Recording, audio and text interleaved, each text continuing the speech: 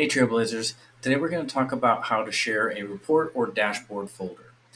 Now, I'm going to just focus on reports, but this all works the exact same for dashboards. So, step one is we're going to go ahead and we'll click on the reports tab. Now, easiest way to start with is by clicking on all reports and then searching for the report that you want to access or want to share access to. So, I'm going to type in a name, and I want to share this report. So I can't go and just share a report directly from the report itself. I can open up the report and we'll have a few options, but I don't have an option to share. So there's no way to share just a single report. Access to reports are based on the folder that it's saved in. So if I click back, I want to look at the folder column and click on this folder name that it's saved into. Now, first thing I can do is try to go and click on this drop down menu, and I'm going to see something that says view shares. That's my first little tip, that I'm not in the parent folder. And what that means is if you have a master or parent folder, and then there's a bunch of reports and other folders saved within, it doesn't matter how far down in the hierarchy, it all depends on the parent folder. So you're either sharing everything at the parent folder level or you're not sharing at all. And those are the only options other than trying to move a report to a different folder and then sharing it that way. But if I look here, I go to that little drop down, it says view shares. Right here, all I have is the ability to see who currently has access. I can't add anyone, remove anyone, I can't make any changes.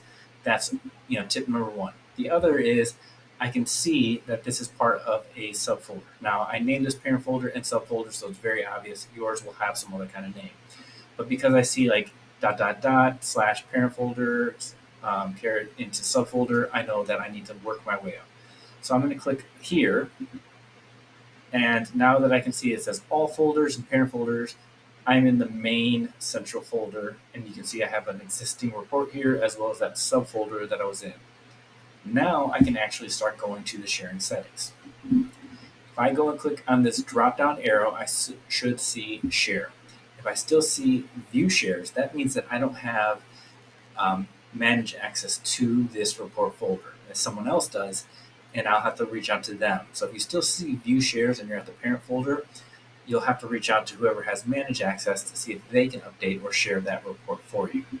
So I'm going to click on share, and I can see that I have manage access. Again, if you only have view shares, then figure out who has that manage access and reach out to them. But if it's you, you can, from here, go ahead and share with other users.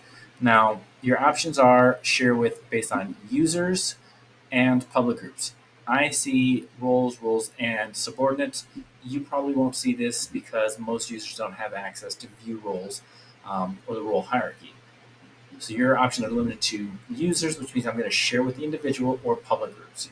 So if you are part of a Western sales ops team and you don't want to have to save it or share with each individual person, and every time someone new comes to the company, you want to have to share with them, you can reach out to your admin to make sure that there's a public group for your certain Western ops sales team, and to add all those members based on different criteria like their roles and role hierarchy. And that way, as new people come and join in, they're automatically added to the group, and then they automatically get added to access to this report folder. But for the sake of this example, we'll just say users, and I can go ahead and search, and I want to go and add the security user. Now you'll have a lot more options than me here. This is just a sandbox, but I can, from here, pick the person I want to share it with, and then I want to dictate what type of access they have. They'll have view, edit, and manage. Now, a little handy resource to look at is if we open up this other tab and we go to this Salesforce help article, that should be linked in the LinkedIn post or the Medium post. If you go ahead and scroll down, it's got a little graph here that shows you what each different level of access means. So if I only have view access, all I can do is really see what's happening and see the reports in that folder. I can save as in a different folder if I want to change or modify that, but I can't overwrite or save within that existing folder.